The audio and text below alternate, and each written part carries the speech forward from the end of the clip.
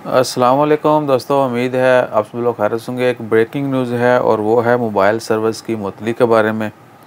पाकिस्तान इस्लामाबाद में ओआईसी का इस्लामी ताउन तंजीम का जो है इजलास होने जा रहा है और ये 70वां इजलास है जिसमें मुस्लिम कंट्रीज़ के वज़ीर ख़ारजा जो हैं वो शामिल होते हैं।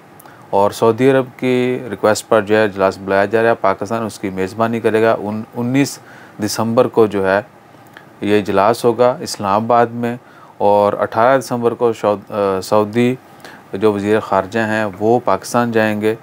जबकि पाकिस्तानी गवर्नमेंट ने जो है ऐलान कर दिया है कि 17, 18 और 19 दिसंबर को इस्लामाबाद में मोबाइल सर्विस बंद रहेगी। सिर्फ इस्लामाबाद की बात हो रही है। इस्लामाबाद में 17, 18, 19 दिसंबर को मोबाइल सर्विस बंद रहेगी। जबकि 20 दिसंबर के लिए छुट्टी का ऐलान जो है वो किया जाना बाकी है, क्योंकि वज़ीर ख़ारजा ने जो पाकिस्तानी वज़ारत ख़ारजा है उन्होंने रिक्वेस्ट की है गवर्नमेंट से कि 20 दिसंबर को भी छुट्टी दे दी जाए, यानी आम तातील हो, ताकि गवर्नमेंट ऑफिशल्स को मूवमेंट जितने भी लोग पार्टिसिपेट करेंगे इजलास में उन्होंने नेक्स्ट डे मूव भी करना है, वापस जाना है। तो सेफ्टी सिक्योरिटी को मद्देनज़र रखते 20 दिसंबर को भी छुट्टी देने का ऐलान किया गया है। जबकि मोबाइल सर्विस 17, 18 और 19 को बंद करने का ऑलरेडी ऐलान कर दिया गया।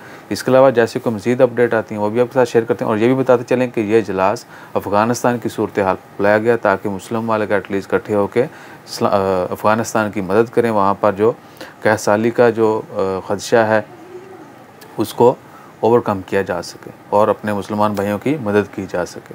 अपना ख्याल रखिएगा, दुआ में याद रखिएगा। जैसे मज़ीद अपडेट आती हैं वो भी शेयर करते हैं। जज़ाकल्लाह, अल्लाह हाफ़िज़।